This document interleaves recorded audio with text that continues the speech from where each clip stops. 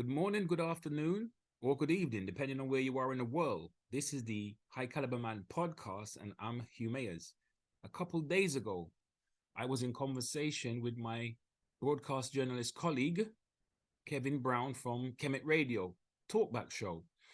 We discussed a video from Advice from an Older Man selection, and the video was related to the question, do men submit more than women in relationships? And from there, the conversation evolved into looking at the staggering numbers of single women of marriageable age in the Black church, to dating app behavior and trends, porn addiction, erectile dysfunction, just to name a few of the topics that we explored. And if anything, it was information and food for thought. So do listen up and remember to share, to like, subscribe, and continue to leave your comments. Men submit more than women in a relationship. Interesting to compare to what we're discussing last week somewhere. Still use the YouTube channel called run back there, and he can on this let's hear what he wants to say first. And I welcome the channel, and of course you can come the show to you can come the show to hear your views. So let's see if we can get this one. So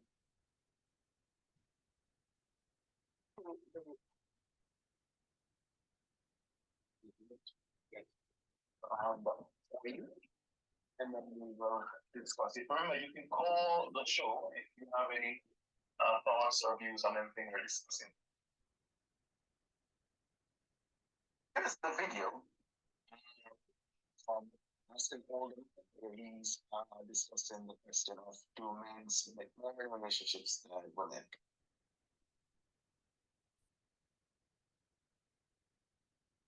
Do men submit more than women in relationships? The answer is yes. The mere fact that a woman wants a man who's more superior to her, taller than her, good looking, make more money than her, all of these are superior traits. And a man gives up all of this to take a woman. He is submitting to her. The term yes there didn't just come out of thin air.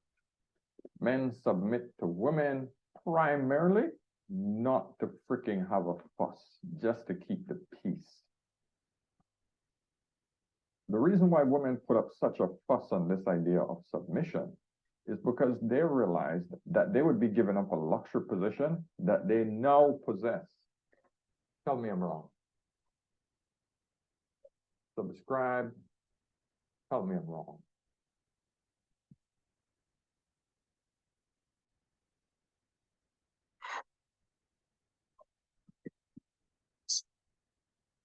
Interesting position there, because essentially what he suggests is that women, all the characteristics that women want from a man are what he's calling superior characteristics. And he's suggesting that men sort of give these up to be with a woman. So they're submitting to the woman. It's a very nuanced view. I wouldn't say it's something you generally hear out there. Their first impression when you heard the video. I found it a little bit eclectic in parts, to be honest with you. A little bit like the idea didn't string together in a kind of cohesive way. And it was interesting. It did grab my attention because once he said the word submit, and because that's such a loaded word, even we spoke about that last week, right? When we said that amongst women, men appreciate women who are submissive, but I brought the idea in that, that is a really dirty word in modern times because it's often interpreted as women who are docile or don't have any agency and just say yes. Almost like coming to America with the woman who was going to marry the main character and she was hopping on one foot. You know, like they just haven't got their own agency, but it's a little bit more subtle than that. So when he said men submit more than women, then he did get my listening there. But I didn't understand when he was saying, for example, men give up their looks, because I think traditionally, and for the best part, you know, women are the beautiful ones in the relationship. We as men are more, you know, encouraged, inspired, moved by good looks. I'm sure attraction means something to women, but there's other qualities that men garner, right? If they have money, if they have position, they can be, you know, 20 stone like Notorious B.I.G., you know what I mean? And still gain women. So when he said give up their looks, I didn't know that men were the pretty ones, generally speaking. I figured that women are the pretty ones, but I did get where he's coming from when he said that, you know, some women have power in the relationship. They have the ability to influence men in a very significant way. And I think feminine women have more power, to be honest with you. Feminine women have more power in the relationship to get their own way, or to get men to move in a certain direction. So from that point of view, yeah, I think men do submit to women also. And so, yeah, I guess what I was trying to get from him then is he saying that all the superior characteristics? So I'm going to understand women, there is the tangible evidence of submission. Yeah, Is it so, yeah, speak, you know, you compromise with your partner. Mm-hmm. You try to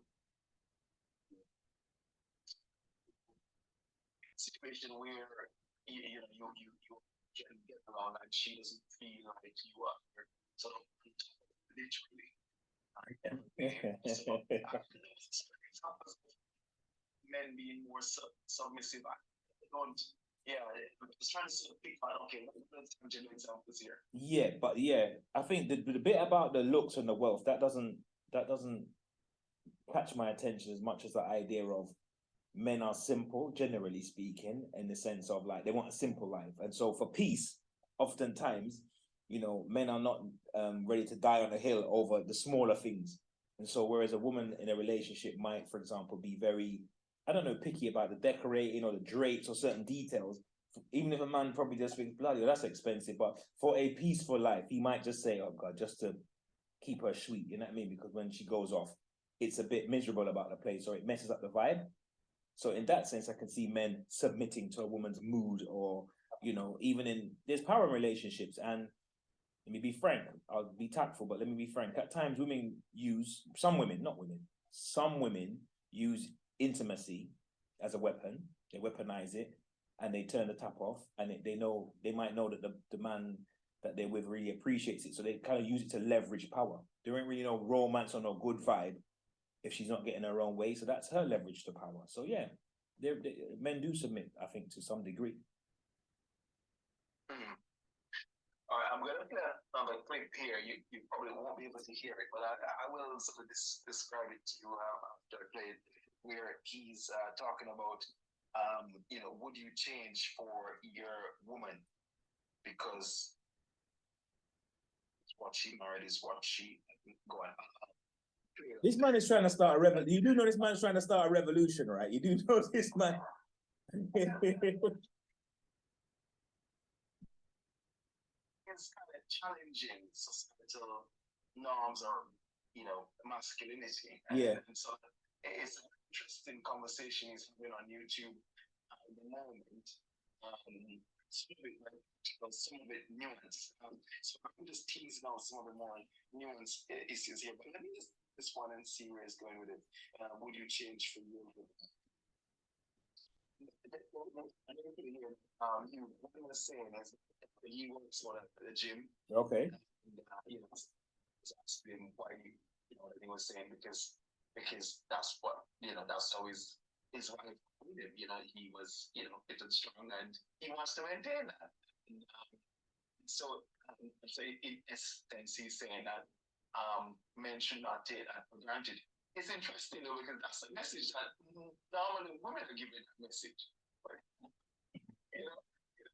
I think he's right though. I think he is right though. I must admit, I think he's right. I think he's right that as much as we are more, I think, as men and generally as you know, socialized into, and probably evolutionary psychology as well, that we are more into looks than women and appearance. But it doesn't mean that women don't care, period, about looks and appearance. And so, yeah, why not maintain for? Why not be motivated to maintain for your lady, man?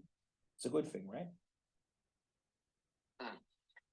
Absolutely, absolutely. So that's an interesting message for men out there, because sometimes us men, especially the beer drinkers, there's notorious, Yeah. it's bigger and bigger.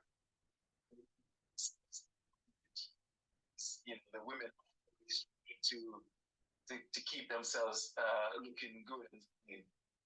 Because it's a fair message, isn't it? The men should also make an effort as they age to keep appearances. Yeah, definitely. There's not wrong with that. Just more broad, I mean, you and I have been talking about relationships in general, and we are looking at various this argument of marriage especially in the Caribbean heritage community, where our marital rates are quite low relative communities. Have you, given me this on this whole, marriage thing? Because my guest on the show, just before this interview with you, we were talking about marriage, but somehow we managed to also mention that within the church, we were talking about the kind of the Caribbean community in Britain. Right. He was saying that in the church is full of single women, single women who do not have children. He this is his words, not mine. If the church is the black church is an infertile space, Wow. That's kind of that's a bit of a provocative. Woo. Whoa. He's making trouble. He's gonna make some trouble.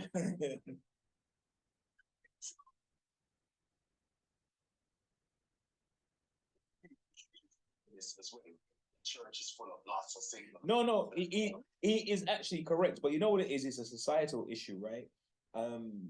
Recently I was tuning into some Jordan Peterson, that famous Canadian psychologist, right? And he laid out some stats and said this is the first time in recorded history in the world, right? I think he was talking about certain Western countries, right? That there were more women under 30 without children. I'll run that again.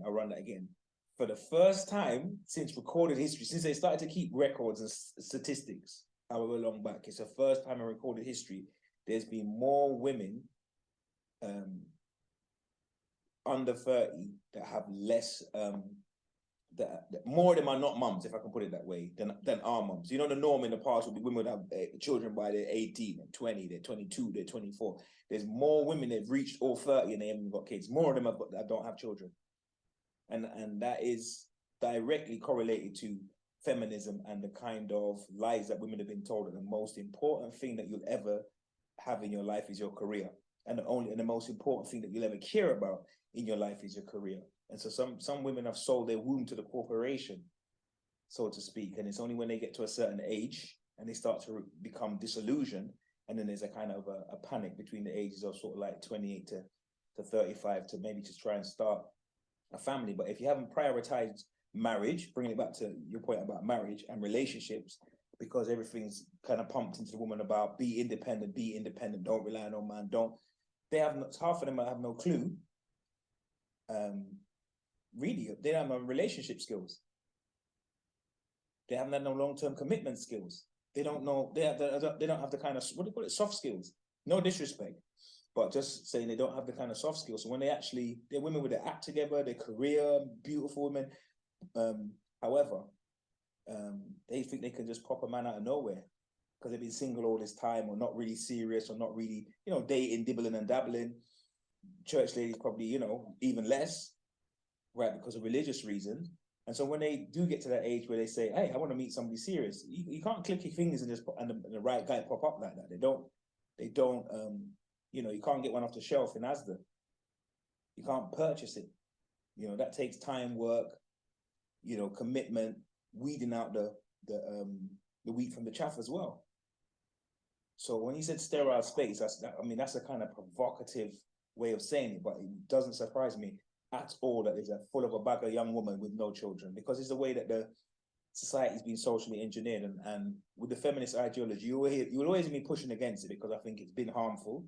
I'm absolutely for equality of opportunity for women to have opportunity to, you know, have careers and, you know, make money and just go and study and whatever the case may be. But I think there's been a bit of brainwashing that's gone on, and I think our women drank it down hard because it became part of our popular culture. Once that song hit, nothing going on but the rent. And then after that, it was no scrubs. And then after that, it was just, you know what I'm trying to say to you? It set a kind of musical trend or a genre. I don't know if the chicken came before the egg. Was it the way that people were thinking? So she sung that song and it was a hit? Or did that song really capture their imagination? But yeah, that kind of vibration, that frequency took us to where we are now. Yeah, could it be just maybe a bit simpler than that? Could it be that just, you know, women could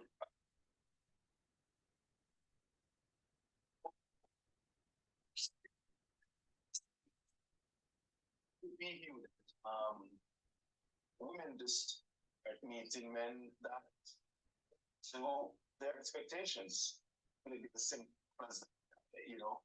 So especially in the church, right? You know, they have different expectations, aspirations, and so they end up being single without child because they're waiting diligently.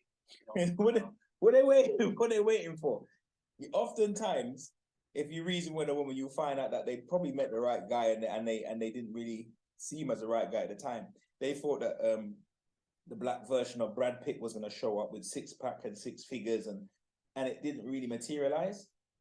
You know, so maybe that there's that kind of idea of always waiting for something better, and this idea of not marrying down, you know, or not settling. This is another loaded term as well, because I have a back and forth with one of my friends who works in the psychological field, and we always had this argument about women marrying, you know, black women having to marry down, and this idea of marrying down, and you know, kind of we have a little back and forth, and I say I don't understand the concept. I don't understand what marrying down is if we're supposed to be equal.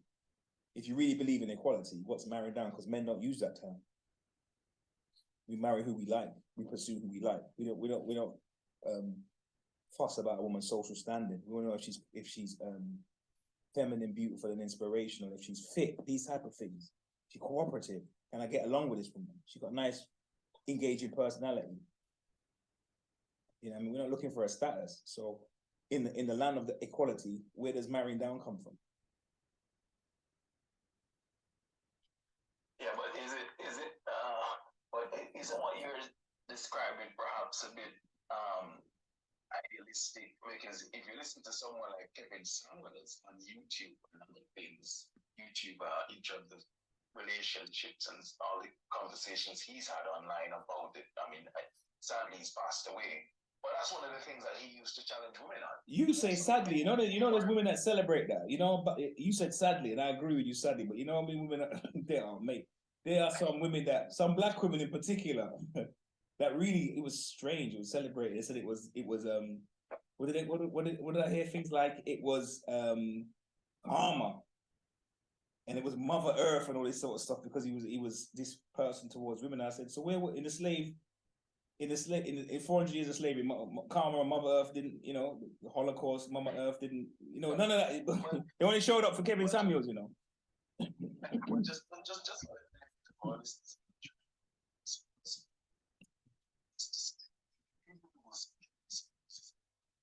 oh.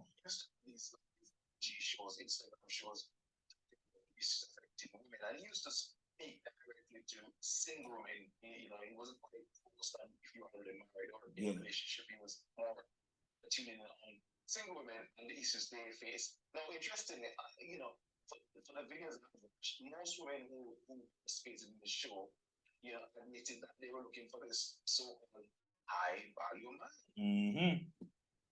You know, interestingly, most of these women, these ones that they made it known that they were fairly independent. Some of them were homeowners.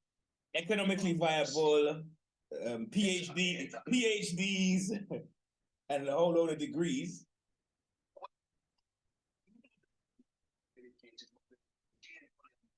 Yeah. Career women. So,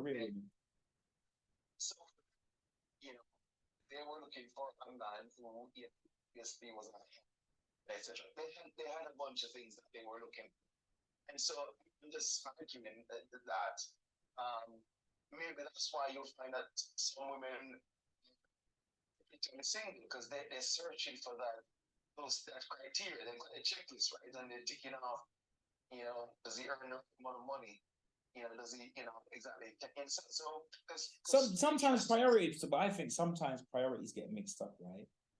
And this is what lands some people, some women being single, and it's not just single, because it's not, but with no kind of potential on the horizon. Because it's almost like you say some people are unemployed, but hey, they'll get a job in a short period of time. But there's some people who say they're unemployable, like they have no skills, no qualifications, no experience, and so the chances of them getting work is slim.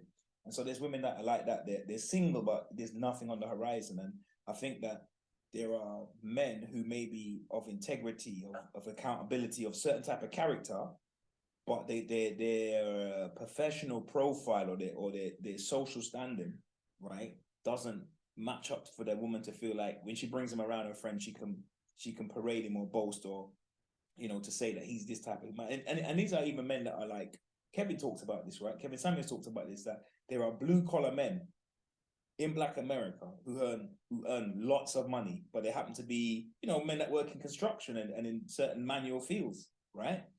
But that isn't, for some women, when they're younger at least, that's not sexy enough. That doesn't, it's not a suit and a cravat, or, doesn't have the right kind of image. But those are superficial things. And it's only when the clock starts ticking and they enter that danger zone, what he used to talk about, then biological clock starts to run down, and then they start to have to become real and take some of the things off of the checklist. But I don't blame the women, because I actually think it's a societal issue where there's been misinformation pumped into schools and from political parties and in the movies and in the soap operas. So they've been indoctrinated. They're not intuitively or instinctively like this. This is part of social engineering. It's come up in a few generations, probably since the 80s. And this is the ramifications of it. And I think that's why there's a lot of corners where Black women are discussing femininity and discussing submission and trying to look at traditional values and say, hey, that the elders made it to this point based on this kind of level of cooperation and these feminine values and these kind of interactions. So maybe all of the gender roles weren't garbage. We can reevaluate some of them and maybe renegotiate. So it's going to be interesting going forward. Right. Well, I want to play another short again. I'll have to describe it to you after because you won't be able to hear it. But this one is why do women rush into marriage? Is it the same elder gentleman, the mature man? Yeah, same one. All right. He's saying. Okay.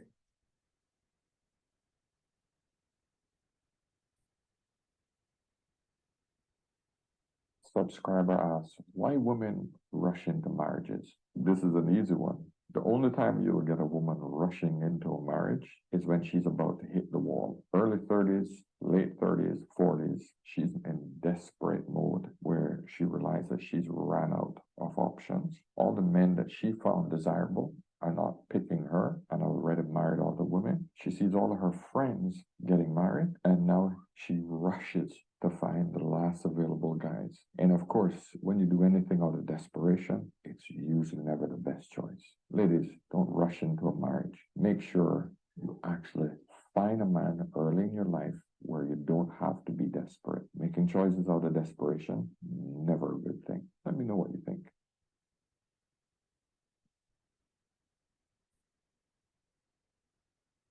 So it was pretty much validating what you were saying. that women rush into marriage, especially once the biological clock is ticking down, is winding down, and they realize, see, it's getting a bit tight here in terms of available men, and or when she looks around, her friends, getting married, the men that she perhaps desired are also already married. So that biological clock does influence women sometimes, in terms of rushing it, not just into marriages, but rushing into relationships, perhaps. Yeah, because we've been told in a society that there's hardly any difference between men and women, right? They're all superficial, and men and women are so alike, right? And then to a large degree, we are quite alike. We're human beings and we're part of the same species, right? But there are some intrinsic differences that affect our choices in terms of men's ability to produce children in their middle age and stuff like that without any difficulty. I've got a phone call. Let me see if I can bring in this call. Bring them in.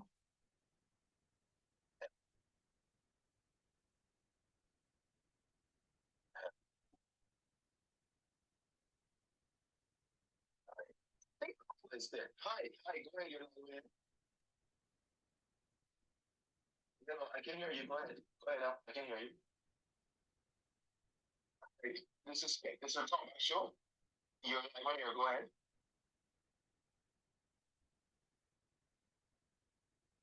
All right, hello. Can you hear me? Go ahead. Hear me. I think you can hear me. Oh.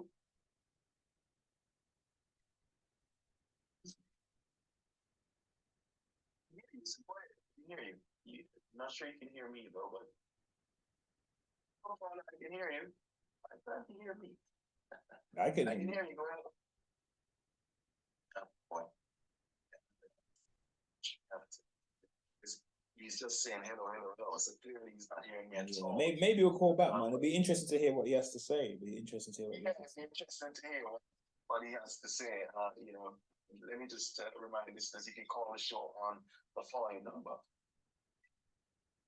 Video on 0115 672. It's your talkback show, so get involved with your views. Okay, you're listening to Talkback Show, and I'm here with Hugh Mayers. He's a psychologist, counselor, and a YouTuber, and you can certainly hear more from Hugh on his YouTube channel. Tonight we're discussing again, relationships. Started out looking at the whole question of, do men submit more than women in relationships, and now we're just discussing why do some women end up rushing into marriages and certain situations, especially due to their biological clock. So we were just talking about the reasons why some women end up rushing into some certain relationships as well, and I guess the other thing is it's a question of who you're attracted to. Sometimes when you talk about relationships, because you do often hear of this profile, right, of women who like bad boys, or women who like men who are very nerdy and academic. There are women who like men who are high profile. It's a whole range of women are attracted, but women tend to be attracted to power. Yeah, and so men with high profiles definitely fall into that character.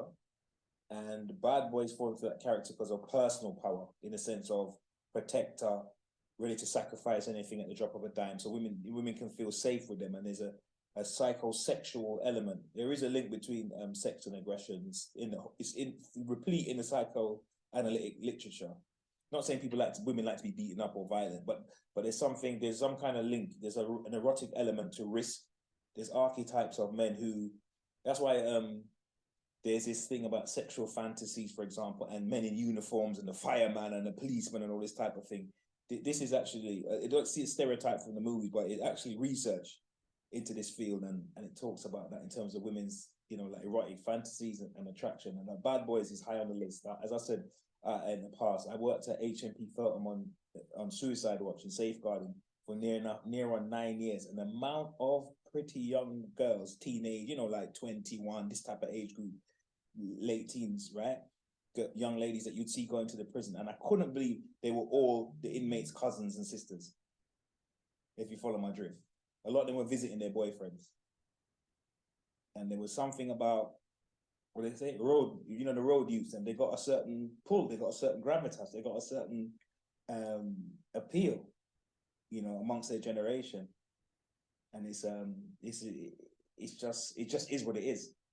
It just is what it is. I've even watched a documentary in Jamaica about Jamaica, and they was talking about the rude boy back in the 60s, and you know what I mean? One of them producers, Striker Lee, was saying about how these rude boys would come with their shirt tear up and everything like that, and they're not even dressed nice, but and they would drink beer, a case of beer, a dash beer against the bottle against the wall and watch it smash and that. And they said the girls flock them. They were bad boys, isn't it? So it's not new. It's not nothing new. It's been like that, and it's gonna be like that. So yeah, but I think sometimes that's more the younger women, and once they go for a few do a few rough laps with that kind of personality, then they might evolve and kind of grow out of it a bit. But definitely in terms of younger women, late teens, early 20s, definitely that's big time appeal, big time. Yeah, that was a really fascinating conversation that I had with Kevin Brown. And to be honest, many of the topics that we only touched on, they were, you know, kind of like the potential for shows in and of themselves. But yeah, as I say, there was food for thought. Remember to like, share, and subscribe, and please leave a comment, even to my detractors. Nonetheless, I appreciate the feedback. Until next time, peace.